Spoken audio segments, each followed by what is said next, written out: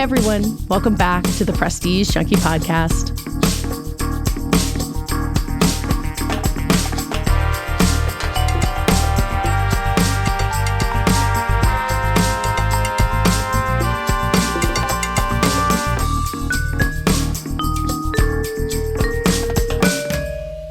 I am Katey Rich. I'm the awards editor here at The Ankler, and I am so incredibly excited to be welcoming this week's co-host, an old friend and colleague from Vanity Fair and the Little Goldman podcast, David Canfield. We're home, Katey. We're home. I know. I hope there's listeners like pumping their fists in the car. I mean, I guess your name is somewhere on the title, so maybe they got it anyway. Yeah, probably. This is very exciting for both of us. We have seen each other in life. We have talked plenty since we last podcasted together, but this is a very exciting reunion and hopefully the first of many with all of you guys. I expect so. So David, I brought you here on the show. We talk together all the time about big picture award season stuff. You are really still the person who I turn to ask, like, why does this work this way? So I'm going to bring as much of that as we can to the podcast. We're going to talk about summer Oscar buzz, festival lineups. We have a couple of listener questions to get into. There's a ton of stuff to get into. And then after that, listeners, you'll hear a conversation I had with Nikki Glaser, who is nominated for an Emmy this year for her stand-up comedy special, Someday You'll Die. And she also has this crazy wave of acclaim for her participation in the Tom Brady roast. You might have heard of that. David, before we get started, I wanted to share with you the results of a Spotify poll that we set up last week on the podcast. If you're listening on Spotify, you could answer a poll in this episode too. But last week, Chris Feil and I talked about fall festival season, what had been announced, and I set up a poll to kind of ask people gave them 5 titles and said, of these, which fall festival movie are you most looking forward to? Would you want to guess what you think the most popular one would have been? I'm cynically going to say Joker, Folie à Deux. Joker, Folie à Deux got 7.7% of the vote. Conclave got 19%, so it was up ahead, which you wrote about as a first look. We'll talk about that. Queer, which Chris and I talked about the book, got 26%, but Night Bitch ran away with it. 46% of the vote went to Night Bitch, which I was pleasantly surprised by. How about that? I know. I love that you've got some Marielle Heller stands. Well, I also feel like the Amy Adams stands Oscar fan overlap is very strong. Sorry, this is my own personal bias showing, but hopefully love them both. Hopefully they're both there for them. So Night Bitch leads kind of nicely into, kind of starting talking about the work you've been doing this summer and the whole VF team has of so many of these first looks that have been running over the summer. That's kind of a tradition, not just for VF, but a lot of other outlets of, giving these first images, sometimes trailers for these films that are coming in the fall. And you are the person who introduced me to the term for those positioning pieces, which I don't know how you want to define the ones you've done, but just kind of broadly to start us off for like where Oscar buzz is at this time of year. What is a positioning piece and why does it exist? I love that question. Have you been pondering this yourself? I think I may have made up the term. You and I used to be in some meetings with studios and they'd be like, a what? But I promise it was presented to me beforehand. A positioning piece is a way of setting a movie up that hopes to have a particular awards life. And that can mean a lot of different things depending on the movie, depending who speaks for the positioning piece, who wants to put themselves out there in a particular way. But it's really a strategy to start a conversation. So one of the first ones I did at Vanity Fair was The Power of the Dog. And the idea of that piece, and this is not like something that, I talked about with Netflix or anything. This is like me seeing the movie and being like, how do I want to introduce this movie to the world? And it was very much, Jane Campion had been away for a very long time as a director. She'd been away from the awards conversation for way longer than that. And this was a huge moment for her. And so while it had all these great performances that were nominated, for me, the focus of that was really, where has Jane Campion been? Why is this the movie she's making her big return with? And what does it say that it is a streaming movie that is a part of this, really transformed awards landscape? So that's a good example, but they vary very much from movie to movie, as you know. Yeah, and it's interesting that they kind of put part of the narrative into a journalist's hands when they do this. You can have a film come out, like I don't think Deadpool and Wolverine ever did a positioning piece because their marketing was going to do all of the speaking for the film they wanted to. But it's kind of a leap of faith and maybe a show of confidence in what they have that they can say, hey, we want you to see this. We want you to ask questions about it. Like, do they do that as a show of strength when they kind of let you have your way with it a little bit? Well, I think, we are we are a brand that is not going to take a studio talking point and run with it. So I think there is a certain degree of like, if this is going in a news magazine like Vanity Fair, there is an understanding that the journalists will write a story based on the interviews, based on their impressions of the film, without giving away anything, obviously, because it will be before the film premieres. But it isn't always show strength. It may be a projection of confidence hopes and dreams that does not necessarily reflect what's going on internally. But I do think, in general, it is a way for a studio to even just gauge, like, how did this particular journalist see this movie? How are they going to cover it? Because it also tells them how the movie will be covered from then on, which can be very helpful for them. Yeah, because something that you are doing, I'm doing at various points in the summer, is seeing some of these movies and not writing anything, but just kind of talking to the people who are repping it. And they're like, who should we pitch this to? How should we campaign these actors? Like, there's so much that goes on that's kind of invisible, which is, these people with these films that haven't played at a festival yet, just trying to figure out what they have. Like, there's so many more questions at this point in the season than I think most people realize. Very much so. And there's also the question of, if our movie comes out in September, and there are actually a number of really strong fall festival movies coming out, pretty quickly. How do we sustain the attention for that movie? Who do we hold on press for release press versus talking about the movie later in the season? Those are also, I would say right now, really active conversations going on inside a lot of studios. Yeah, I feel like you and I were talking about this with Sing Sing, because you did I guess it was a first look, even though it had played at festivals. That is, to me, a classic positioning piece. Okay, that's the term. All right, because that comes out 2 weeks maybe before its theatrical release. It had played at a festival, but like, tell me why that feels like a classic positioning piece. So the movie premiered last year in Toronto. It was a sales title. It was a very quiet addition to that lineup. Coleman Domingo had Rustin, which was rightly presumed to be his main awards contender that fall. It was backed by Netflix, and the strikes were also going on. So he actually did get to go to Toronto with that movie because it had an interim agreement, but it was almost as if, well, he's really there for Rustin. That's what everyone assumed. Oh, yeah. Then the movie premieres, and I think you were the first person I know to have seen it, and you were like, this movie is so good. And then I saw it and I was like, this movie is so good. And other reviews followed, and A24 picked it up, talking about shows of strength. That's a huge vote of confidence from a studio that's expanding into, bigger budget filmmaking to pick up that movie. Then it does its fall press. And then the question is, okay, we're going for next Oscar season. Coleman Domingo has done all of this campaigning for Rustin, gets his first Oscar nomination. How do we reset this? How do we get this ready for its 2024 rollout? The first thing that A24 did was date it for summer, which I think was really smart. It's expanding. I think when this podcast goes live, it will have just expanded nationwide. Oh, I didn't even realize that.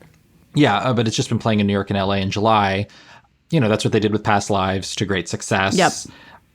But then it's also like, you're getting ahead of the Telluride, Venice, Toronto, New York onslaught of coverage. And, this premiere is major. And it's just happened so constantly.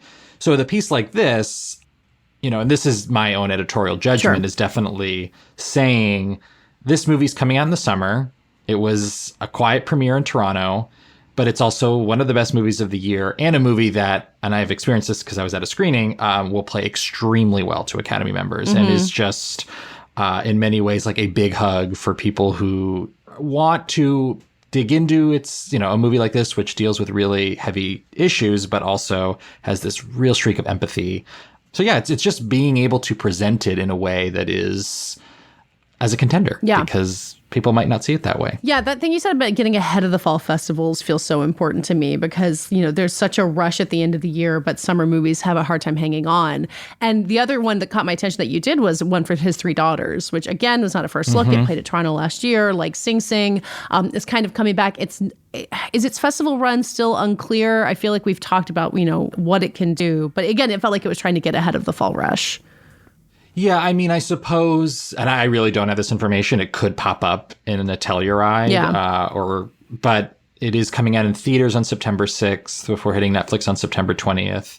And the reason for that is the same reason Sing Sing came out early. You can't really hold these movies for too long once they premiere. And that's the trick of a previous fall festival premiere that you hold. And that was the strike that made it happen for His Three Daughters, especially, I assume. The strike and the fact that Netflix had a pretty full slate. Yeah. And this year, I think it's safe to say it's a little bit lighter as it is for most studios, in part because of the strike. So it was important for them to bank big contenders, especially with this one, just really strong performances that each deserve a spotlight. And it's in many ways the kickoff to Netflix's award season. Yeah. They have several movies they'll roll out over the fall, some beforehand that, the filmmakers would like to say are awards contenders. That will be tougher sells. But Not this to naming me, names. not naming names. This to me is the movie that has real potential, deserves it. It's a small movie, which is really the theme of that story, is just how intimately and independently it was made, but still deserves a shot. Yeah, I'm such a fan of that movie too. I mean, the other aspect of summer awards buzz is Cannes, which happens right at the very beginning of the summer. You did a couple first looks piece ahead of Cannes, which is, its own part of the ecosystem. But I feel like every year what's interesting is you see these movies hit big at Cannes, they win the Palme, they get all this attention, and then they go dead silent. And you get films like Sing Sing and His Three Daughters that are coming back around to remind you. But something like Anora is like nowhere to be found. Like, I keep getting emails with like a poster or a trailer. But what do you make of that strategy of like having its big moment at Cannes and then like really lying in wait for months and months? That's a strategy we've seen a lot lately. It's smart. I think especially with this year's Cannes breakouts, it is not the same as last year where you had Zone of Interest and Anatomy of a Fall, which, while international, in hindsight, these were movies that were right up the Academy's alley for different reasons. This year's Cannes breakouts were a lot more idiosyncratic, tonally ambitious. I'm talking about movies like Amelia Perez. And Anora. It's a Sean Baker film. It's a great Sean Baker film, but it is definitely a movie that needs to be handled with care. And because Neon, its distributors, had so much success going from the Palme d'Or to the Oscars, they know that you can't overplay your hand too much. You can't raise expectations too much. A movie like Titan, the French film, which won the Palme, and everyone was sort of like, "Oh, we've got an Oscar contender here," and then it was like, "No, we do not." But it's dangerous. I think that movie could have had a better life if it hadn't been pegged so immediately as an Oscar contender before more of the industry realized what they were working with. Yeah. Anora is not a Titan, but it's also not an Anatomy of a Fall. It is going to be a different kind of sell. And I think they're smart to test the waters a little bit. I would expect it to show up in the mountains, certain mountain festival. But we'll see. Now you sound like all the awards reps who pretend they're so sly. My brain is broken. I now just speak in their language. Well, I mean, Parasite played at Telluride. I assume that's a very Anatomy of a Fall played at Telluride. Yes, that's right. Yeah, that was like the big breakout moment for Anatomy of a Fall was at Telluride. And it was one of the few movies with talent on the ground. Sandra Hüller was there for that and the Zone of Interest, but that always adds to the mystique a little bit. Yeah. Do you feel like Anora can follow the Anatomy of a Fall path to some extent? Like, my father-in-law watched Anatomy of a Fall. I'm not sure that's going to work for Anora, which I haven't seen yet. But, Neon knows what they're doing. Can they really say, like, all right, if you took a gamble on this French movie, maybe you'll take a gamble on this one? Yeah, I do. I think it's not an Anatomy of a Fall level play necessarily. I think Mikey Madison is so tremendous in the lead role, and she's such a discovery, but it's not the same kind of campaign as for this international veteran and Sandra Hüller finally getting her recognition. It's a little bit trickier. Yeah. And likewise, Sean Baker is a filmmaker who I would say the Academy probably should have at least embraced to some extent by now with like a screenplay nomination for the Florida Project. Yeah. And they haven't. So I expect that to change at least somewhat this season, but it's a different sort of campaign. I would almost compare it more to like a Triangle of Sadness, something that's going to be a little bit more polarizing ultimately. Definitely Nora is more of a critical favorite than Triangle of Sadness was. Yeah, that's true. But just got to be a little bit more strategic, I think, with how you hit it. Yeah.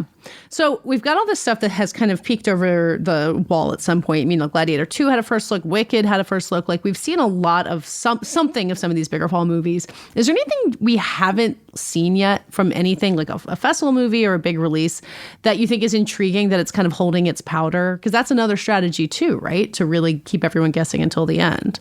I've heard great things about the Nickel Boys, and I've seen absolutely nothing about this movie. I have not seen this movie. I know of people who have, but that is one that feels like a classic, presumably because of the way its New York opening was announced. Telluride launch, where it becomes... Wait, why? Because of the way, because of the wording of the New York Film Festival? So the New York Film Festival, it's the New York Film Festival opening night film, and they did not announce it as a world premiere. Yeah. Or even a North American premiere. So therefore, one can, read between the lines a little bit, because they certainly would have. I think that when Blitz was announced as the closing night film for New York, they did announce that as the North American premiere. So yeah, but it had already been announced for London. But that just means it is specifically, this is the premiere they can call it. Yeah. So Nickel Boys is one. I mean, MGM, which is handling that movie, had Women Talking a few years ago. That was one that didn't have a first look or anything. Premiered in Telluride, went on to win an Oscar. Yeah. There's usually at least one of them. Sometimes that strategy doesn't work as well, as we saw with Saltburn for Amazon last year. Just don't think that was the right venue for that movie. And it just struggled to sort of really harness that cultural phenomenon momentum for awards that I think it could have done better if it had premiered at TIFF. Yeah. I personally am curious about SNL 1975 and why we've seen so little from it. It announced a release date in October, and there's literally a street named for the Reitman family in Toronto, which is why I think we all expected it to be there. But that does, like, there's so much intrigue around it, so maybe they don't need it. But it's interesting to me that we haven't seen like set photos or a single thing from that movie.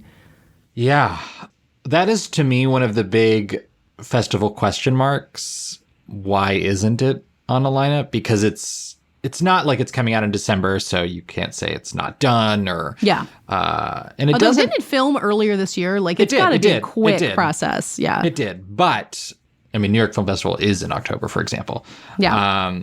So I wonder about that, because I know what you mean about the hype around it, but it's also not super star driven in the way that like a Gladiator 2 does not need to go to a festival because it's got Denzel Washington and it's Gladiator 2. So we'll see. I still think it will pop up somewhere. And I'm pretty excited for it. Jason Reitman is one of those filmmakers who either really hits for me or really does not. But there's obviously a lot of personal attachment to the story. It feels like there's kind of a generosity being extended toward it ahead of time that Reitman movies haven't always gotten in recent years. I don't really know why. Like, maybe it's because the cast is kind of young and exciting. There's people who we're rooting for in there. But that's an interesting potential, like, I guess it's a comeback narrative. Like, he's had a rougher go of it in recent years in some of his earlier films. So I'd be excited to see that happen. This happens with filmmakers sometimes. David Sims in The Atlantic wrote a great profile of M. Night Shyamalan, where it was just like, sometimes they turn the corner in terms of public perception and the way people talk about them. He was a punchline for a long time, and then suddenly he wasn't. Yeah. And I've kind of noticed that with Reitman too a little bit, where there's a warmth around the way that he's being talked about in relation to this movie that I have not detected in quite some time. Yeah. God, I hope it's good and lives up to it. Is there anyone you feel like is playing it especially well, either in terms of what they have shown us or what they haven't? I mean, you've mentioned a couple things you're intrigued by, but like, have you noticed any campaign, even in these early days, really hitting it correctly? I just mentioned Gladiator 2. That to me feels like a movie where you assume it's going to be a commercial event. You see the bones of it, Ridley Scott, Denzel, but I feel like the trailer alone showcasing the might of the filmmaking, the intensity of the performances, and the first look that my colleague Anthony Bresnikan wrote for Vanity Fair. Which came out before the trailer, like a day or two, right? Yeah. To me, it was just like showing the goods a little bit. And for someone like me who, I think everyone in the world is very hit and miss on Ridley Scott these days, and no one knows what to expect from him, and no one really necessarily expects him to hit certain heights at this point. But now I kind of am like, is this going to be that like late career Ridley masterpiece we've been waiting for. So I think that the way they've rolled that movie out has been really smart. Or maybe it's just like a really good movie and they're showing it off. Yeah. Did you see any intent in the very first image of that first look being like Paul Mescal with like his like skirt basically hiked up all the way, like just like the amount of leg being displayed? I was like, oh, they know what people want from him. They know what they want. Thank you. I was like, that had to have been on purpose. This, you didn't just come to this for the blood. Also, the like camera focus on Denzel's earring. I don't know. It's just all just right. Yeah. See, the details are getting it exactly correct. Mm-hmm. The thing I would throw out that I feel like has been played really well is the wild robot. As you know, I have a real soft spot for the animated races. I see these movies with my kids. I've read that book. And I just think that TIFF premiere is fascinating. Like, that's such a big swing. And they premiered it at like the Annecy Festival. I think they showed footage. They've been really playing this like a fall awards contender, less so than like a big animated hit, although I think they fully expect it to be both. And I think that, Inside Out 2 being such a juggernaut, I think makes that even more intriguing that the Wild Robot might be able to challenge it a bit. Yeah, I think it makes for a nice contrast, too, of the kind of rollout it's getting, because obviously Inside Out 2 is just this massive summer tentpole, whereas this is a movie where the artistry is really being highlighted early. And you're totally right that the way that information and content is being doled out about it is really deliberate and intriguing, where someone like me who does not pay as much attention to these movies is like, what's going on with the Wild Robot? I keep hearing about that one. Well, I mean, the Boy and the Heron opened TIFF last year and went on to win animated features. Like, that's an interesting new lane for TIFF to be taking as it goes forward. And Universal always, I think, uses TIFF in an interesting way. I was a fan of the movie Bros, and that played very well at TIFF before really not playing well in theaters. But same with the Fablemans, unfortunately. Yes, exactly. Even with those misses, I think they really do recognize it as a place to platform their quality movies. Yeah. Yeah, well, they're the reigning Best Picture champions, so I guess we should take them seriously on this stuff. Well, David, I will have so many more questions for you throughout award season. Hopefully, get to ask some of them on mic. Well, here's something maybe to leave it with. As I told you, next week I'm going to kind of still tackle this big picture award season stuff, having another colleague of ours to talk about this stuff. Is there any like big picture award season question you want to hear answered in next week's episode? I would like to know what goes on inside a studio after a movie premieres not as they expected at a festival. That's a great question. Because you and I and our colleagues have seen this again and again. I mean, we think we have, where, even just a Saltburn is a good example. I just don't think that quite went as Amazon thought it would. What are those conversations? How are they shifting gears?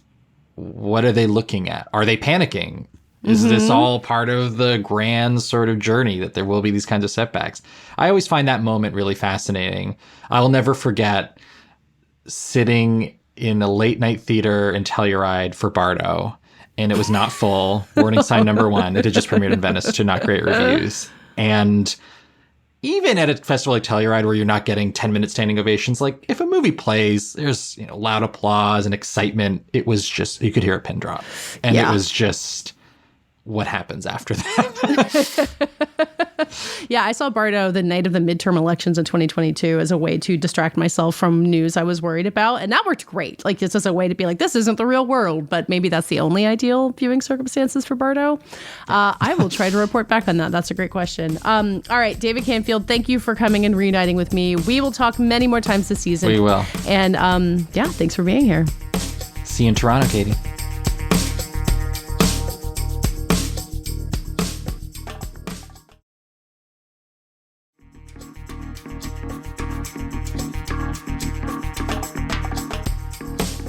Now let's hear my conversation with Nikki Glaser, who is the stand-up comedian who earned her first ever Emmy nomination this year for her comedy special, Someday You'll Die, which set these incredible viewing records. It's the largest streaming audience for a comedy special in the history of HBO Max, among other things. She also had this major viral moment about a week before her special premiered in May as part of the Tom Brady roast. You have probably seen clips of it. Tom Brady, 5-time Super Bowl MVP, most career wins, most career touchdowns. You have 7 rings. Well, 8 now that Giselle gave hers back, but I just want to... Sorry, Tom. That special is also nominated for Outstanding Variety Special. So it's a pretty big Emmys for Nikki Glaser. Although, as she told me when she first got text about the nomination that just said Emmys, she thought maybe she would be hosting the ceremony. That's kind of the weird situation you're in, I guess, when you're a comedian, and either is an option. I talked to her about this big spike in fame she's had over the past few months, including a bunch of dudes who know who she is because she roasted Tom Brady and didn't otherwise. She remains an avowed Swiftie. I talked to her about meeting Travis Kelce on the set of Are You Smarter Than a Celebrity?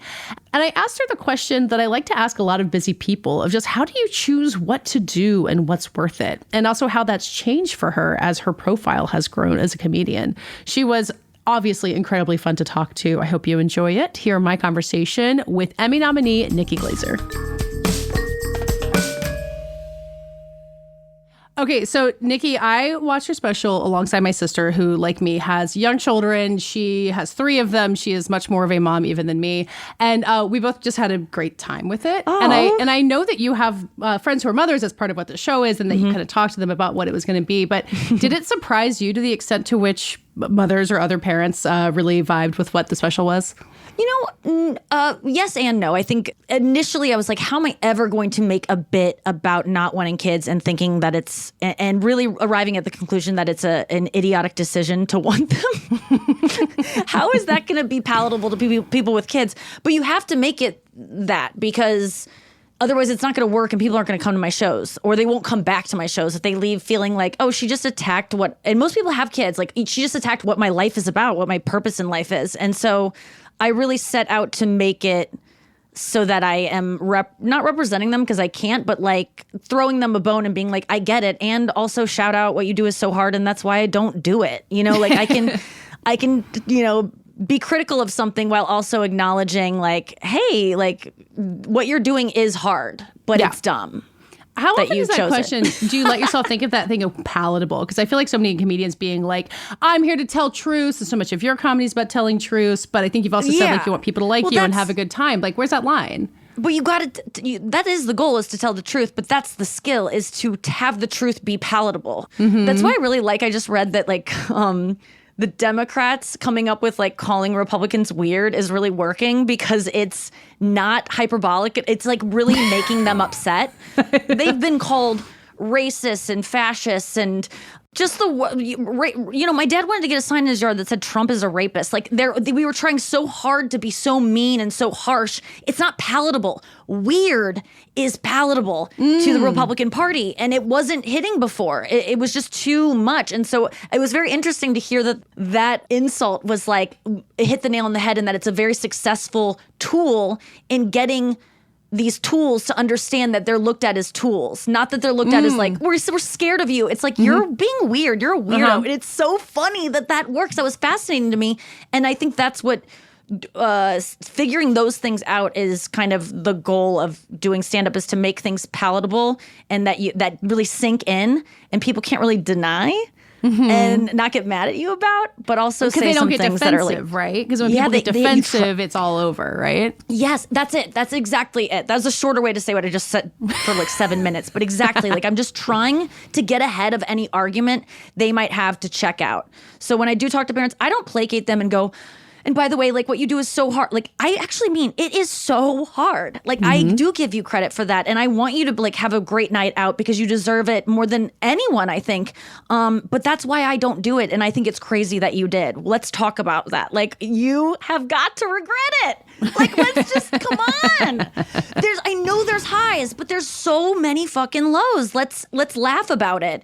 And now you can't get out of it. So what else are you going to do? You got to laugh. Yeah. And that's like, there's so many genres of like mom jokes. They're just about like, yeah, this sucks so much. And it's rare for someone from the outside of it to be able to kind of get away with it. That's the magic trick. Like, I actually do see that as an achievement that I was able to not alienate moms on that joke. Really. It's a very thin needle to thread. Yeah. So not only is the special nominated as a special, but it got nominated for editing, which is such a cool thing because it's like invisible to most people because we just assume that we're seeing what you did there live in the audience. And I would, you're not an editor, but I would love your explanation of what makes editing special and what made the editing on this one like really make the special work. Oh my God. Editing was like literally half the battle, if not more, of putting this special together and making it what it was. There were a lot of things that happened the night of the taping that were not ideal and that you have to work around. In fact, I just hired the best producers this time around. Just, not just produce. I've worked with great producers before on my specials, but they're kind of places you go where like they just do specials. That's all they do. And they kind of have a system. And I went with someone who'd never done a comedy special before. It was this company, Dun and Dusted, that my boyfriend happens to work for. And I love working with my boyfriend. So I was like, this is perfect. But he assembled a crew that was insane. I had Bob Richardson, who I saw him on the We Are the World documentary. He lit We Are the World. Oh, that documentary is so good. Yes, and he was on it talking about it. I'm like, that guy just lit my special. Like, we had the best of the best. We had Hamish Hamilton, who was our director, and he directs Super Bowl halftime shows. He just won an Emmy last year for the halftime show. I mean, it's and then we had this Guy Harding is his name, is my editor, who was just so hands-on. My boyfriend set it up so like we spent over a week and a half in LA going to his place and just editing all day at his house. He has like a studio. And you realize in there that you can first of all, you can make it so much funnier in the edit, which I already knew, but I had so much more opportunity to do it in there. But there were some things that were like not ideal. Like, okay, so because this special was, my boyfriend is just, his attention to detail is way more than mine. And so usually I'm like, yeah, whatever, backdrop, that one looks good. Like they send you a couple, like comedians don't really care about the details, but he forced me to care this time because of the caliber of the people we were working with. And he just made it seem like such a big deal that I go, okay, every detail has to be perfect. And so it was down to like, what color do you want the mic? So I was like, you know what? We're paying so much. I want the mic just all black. If you're going to make me choose, yeah, I want that. And so when we got there, it wasn't black. And I'm at rehearsal right before the audience gets let in. And I go, I don't really care. I didn't care until I was asked, but like, it's not black. And my boyfriend was like, oh my God, okay, we'll get it done. So they spray painted it black, which was great. And we were all like, awesome, this is going to be great. We didn't know literally no one thought maybe we need to let that dry before the show begins. Because I went the first half of the first hour I taped, you tape 2 shows and you make a show out of that.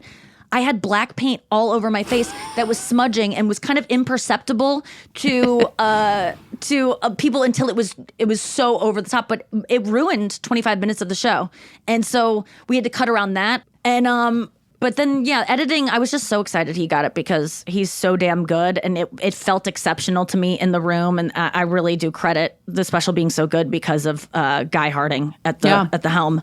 Well, you'd had the burst of the attention on the special. You knew the numbers were huge. It was setting all these records. And then I guess a month and a half later, the Emmy nominations come. So it's like another level of recognition, but you've kind of already reaped the reward of it. Like, how do you kind of brace yourself for like, I think I want this. I don't know if I'll get it. What was that process like for you? I literally wasn't even thinking about it. Good. Like, I was just doing a thing on my podcast back in like, I think October, November. I taped my special in December and I was like into manifestation. I was just like, reading about all this stuff. So I was just doing this gimmick on my podcast where I'm like, oh my God, I can't believe the Emmy I'm winning for my special. I can't believe I won an Emmy for my special. I was like trying to like talk about it like it's happening. And so I really did actually kind of feel like it was going to work because I just believed it so hard. So it feels like I'm like already not taking credit because I'm like, it's just the universe rewarding me. But I will say I totally had put it out of my mind. And when I got a bunch of texts that said like, Emmy, I thought I got a hosting gig for the Emmys. Because that was something that was like thrown about. And so I was kind of like waiting, being like, it's getting kind of late. And so when they said Emmys, I was like, there was a part of me that was like, yes, but also like, whoa, boy, this is going to be a lot of work. Yeah. So when I found out I was nominated for an Emmy, it was like, not only was I so excited that I was nominated for an Emmy, but then this big job that I was going to have to say yes to was suddenly taken off the table and I could like breathe a little bit. I was like, oh, I just get to go to the Emmys? This is good. This is much easier. I wanted to ask you about what you say yes to, because your career has gone on for so long. You've been on so many shows that because of the like vagaries of what television is, like they start and they stop and you're bopping around, you're doing guest stuff. Like, is there a rule for what you do and don't say yes to? Especially now that you're at this point where you're in charge of your own stuff. So what you say yes to, I assume you have more choices to. It's interesting to think of how you choose to spend your time on that stuff. It's honestly like I'll be real honest. If the paycheck is big enough, I'll probably do something that I'm like okay about. But that really hasn't happened that much in my career. But I'm just leaving room for it. But I am not opposed to taking a paycheck over having fun. But it really is just like what is going to be fun. on? Yeah. What do I want to spend my time doing? And it's not even about like, what do I want to put out there and what do I have to say? It's like, what is going to make me happy to do and to make and to achieve? So there's some things I say yes to that are terrifying to me. Like that started with Dancing with the Stars when really so many less people knew who I was at that point in my career, 2018. And that was humiliating. I got voted off first, and that kind of like made me immune to being embarrassed on TV. So I just don't really care. It was so embarrassing to get voted off a show that they had convinced you to actually care about deeply in your soul and like think deep down that you might be a dancer and then eliminate you immediately, which is not a rejection only of your dancing, but it's a rejection of like, ABC doesn't like you on our channel. This is a test to see if we should put you on other things, and you failed first. And so that was just so embarrassing, and also, and the way that no one seemed to care or make fun of me for it, it didn't seem to last, except when I bring it up, that I was like, okay, I can just like do whatever I want. Okay, I'll go host a show called F-Boy Island. That sounds fun. I get to go on an island. It's COVID, and I get to watch a show being made and host it that I would watch anyway. Like, hell yeah. I don't care if that might like look strange to some people, or I'll do a reality show with E because that's what I would watch too. Like, I just want to make things that I watch, I guess. Yeah. Well, because when you're coming up as a comedian, it always feels like so much of it is like, put yourself out there. Decide what kind of comedian you are. Like, put yourself next to people who you want to be. So when you're a little bit more established, people know who you are. Does it give you more freedom to be like, fuck it, I'm going to go do F-Boy Island, right? Could you have done that 10 years ago? It gives you freedom to do for me, because this is the first, ever since the roast is when my life kind of like changed. And I thought I was already very like established with how people knew me and like comfortable with that. And it just like got a little bit, I got more well known after the roast.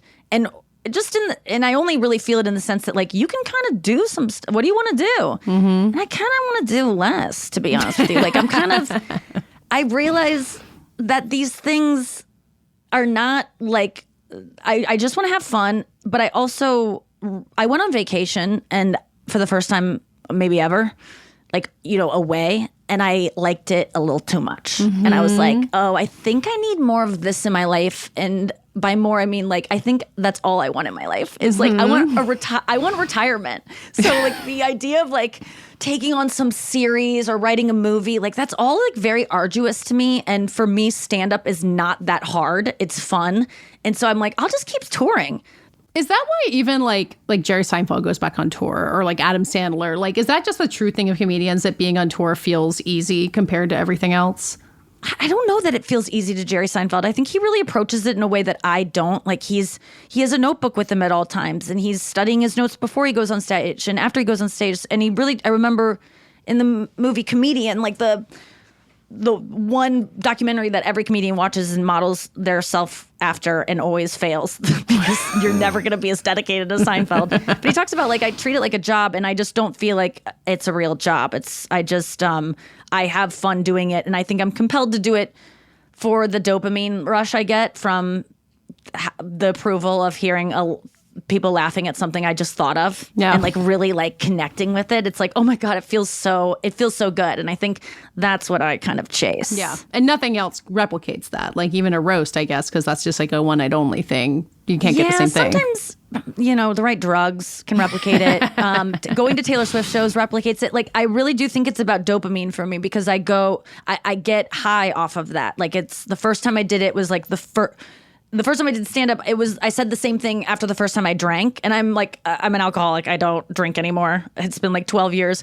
But the first time I took a drink, I was like, why don't we do this? Like, this is it. Why aren't we like this all the time? Yeah. Like, I don't understand why you wouldn't be drunk all the time. This is the best feeling I ever felt. And that's how I felt about stand up. So it you know, we say it all the time to sound cool or whatever, but I do feel like there's something wrong with my brain that I seek out the adoration of strangers. It feels really good. You were saying how since the roast is when your life has changed in various ways. I'm curious about if you have bro fans now, or sports fans, or like people who didn't know about you before, like a whole section of people who are fans of yours now. I do. Many more men who look like men I've been trying to get the approval of for a while, like me now. And they're kind of like nervous around me, which is great because I don't have anything to say about sports and I can't really give them what they want. in terms of like what I did that night. Like I think running into me is like running into a porn star. Like if you are thinking I'm going to show up like that in a conversation and like be roasty with you, or that like glitzy and glamorous and like buds with Gronk, that's not what you're gonna go get when you meet me. But they kind of treat me like that, and are like kind of nervous and like, you fucking crushed it. Like they just say that, and then they whisper it and they do, oh no, seriously, you fucking crushed it. And then they get nervous, and then I love that they're nervous because I'm nervous too, because I'm scared they're gonna ask me about anything about football, and I might reveal my ignorance, and I want them to like me. Even though I am learning about football, and I'm actually coming to love it a lot.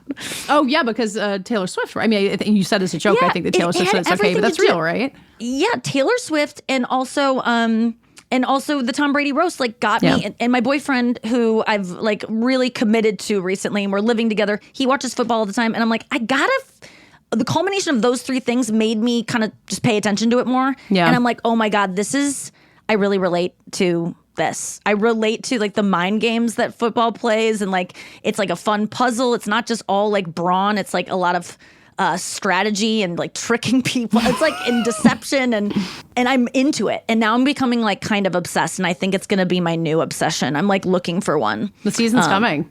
Yeah, I think I'm ready. I'm going to go to a bunch of games. I already have it set up. Eras Tour is ending for me, and I need a new thing that I do on the weekends that isn't touring. And are you going to go to like Chiefs games, or is just? Yeah, I think I get that dopamine feeling of like being in crowds. So I like got addicted to Eras Tour. I'm in the end, I'm going to have gone to like 23 shows in her whole Eras Tour, and then I'm going to do the same thing with football games. I'm like, oh my God, this will be my new thing. I'll just go and like get that energy of being in a crowd and like caring. Yeah. Well, and you did Are You Smarter Than Celebrity with Travis Kelce, right? Yes. Did that tape already? Yes, it did. It was amazing. Yeah, I don't want you to spoil it, but I'd like, inquiring minds want to know what it's like hanging out with Travis Kelce on a game show set, I think. He is everything you want him to be. And I'm not just saying that as a Swiftie who's like kind of looks at everything in her life through rose-colored glasses. I mean, he is really, I've worked on a lot of these shows where I've been a celebrity guest, and then it's the host, and they're all kind and stuff, but like there's a hierarchy with the host where they're kind of like separated, and they kind of don't always talk to you. He was like hanging with us and chumming with us, and he's so famous, and like and it was and even when so much attention on him when we were shooting this thing months ago. And he was so cool, and he's so funny, and he's such a good host. It was just like watching him work. I was like so proud for my friend's boyfriend. I was like, oh my God, my friend's boyfriend. I want to like text her right now because he is crushing it. So like, Taylor, if by any chance you are listening, I hope you're listening, Taylor. I know you went to a taping. I think you went to a taping, so you already saw it. But dude, I was at like later tapings, and he just got better and better. Like he is. I told him, I was like, if you want to do this for your life, you will be the best at it. We'll get to a point where we'll be like, Travis Kelce was a football player because he's that good at this too. Well, it kind of seems like he is, right? Like, you kind of have to make your path for after the NFL, and that feels like the direction he's heading. You do. And I'm so happy to see that him and Jason have turned into like really good broadcasters, and I just want more of them. They're really good. You can't deny, like, some people are just talented across the board, and it's really annoying, but I know he's one of them. Yeah. I feel like you were saying on your podcast you weren't watching the Olympics, but Jason's been a very good highlight at some of the Olympics I've been watching. So that's what I want to see. I'll watch Jason do anything, so I should check that out. But I'm trying to get into the Olympics. Like, I'm just trying to be less cynical about things that don't, like, I'm almost mad at myself. I don't like them, so usually I like shit on things because I'm jealous, because I want to be joyous about things because it's fun. And so maybe I gotta check out Jason Kelce with the women's rugby team, I think. Oh yeah, that's right. No, I've heard you say that about like disliking things out of jealousy with Taylor a while ago, and then J-Lo recently, and it's not easy to, I think, apologize in that way for a lot of like people who are high profile. When someone comes up to you being like, you said something mean about me, I think a lot of people tend to double down. Have you had to kind of work to be able to like speak freely and have a podcast and talk a lot into a microphone? Do you kind of have to develop that skill of being like, no, I can say that I was wrong, I can backtrack? I think that's part of it. Yeah. Having done it so many times just to the people in my life or and I don't know, like, I never do it out of like, oh no, I got caught. Like, J-Lo didn't know that I felt negatively. It's almost bad because I had to say I felt negatively about her in order to say that I now love her. And I wish I didn't do that because she didn't know either way. But the realization really helped me a lot when I realized where my jealousy was coming from. When I don't like something, it's usually because I'm scared of it or threatened by it. And I think that's just like a good thing to put out there. And it's nothing to be ashamed of. And I'm on the right side of it now. So I feel like, oh, okay, yeah, I can say that. But it is a new thing I'm learning as a comedian, is like, I have to like care about these people that I talk about are not just, they might hear it, you know?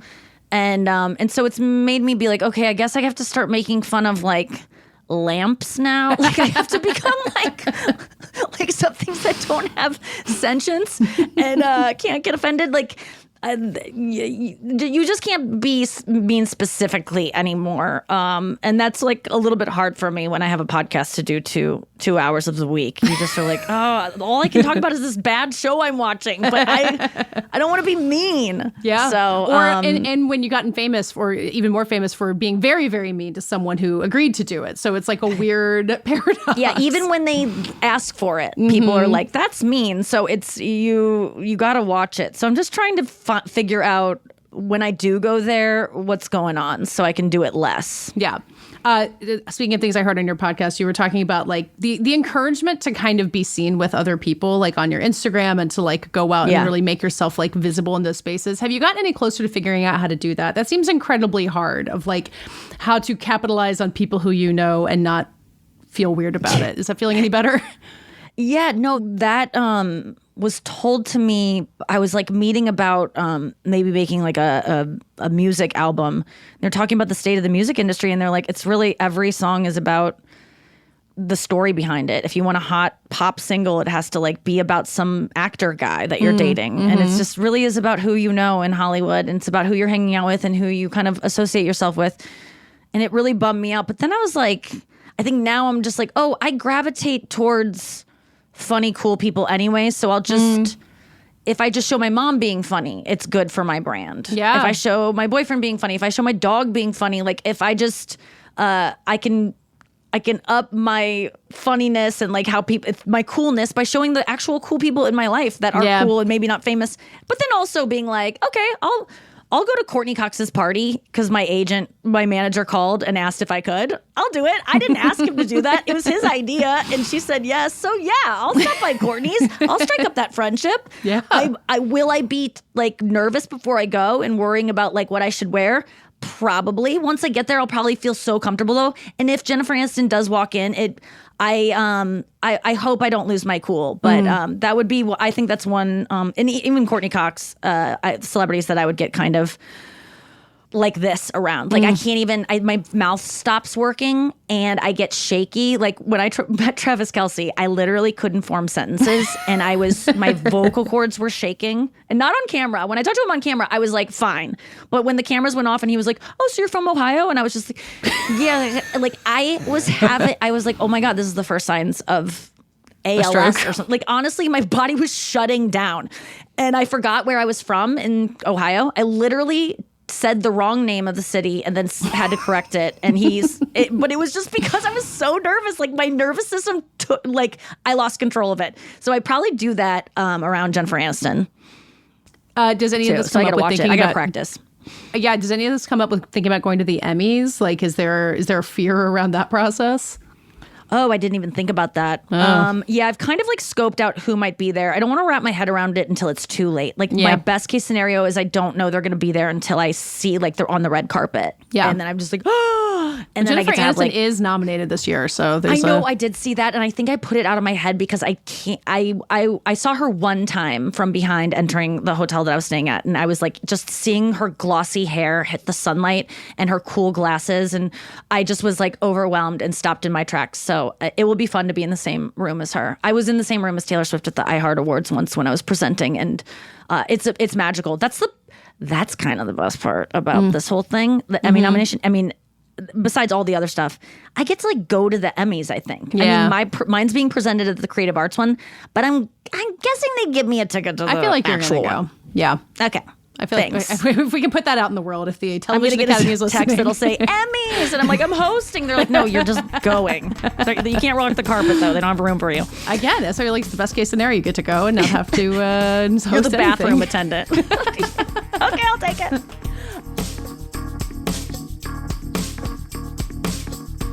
This show is edited by Brett Fuchs and co-produced by Brett Fuchs and me.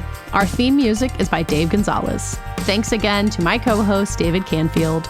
Get the Prestige Junkie newsletter by going to theankler.com and subscribe to this podcast on Spotify, where you can also answer this week's poll, or on Apple or any other podcast platform. We will see you next week.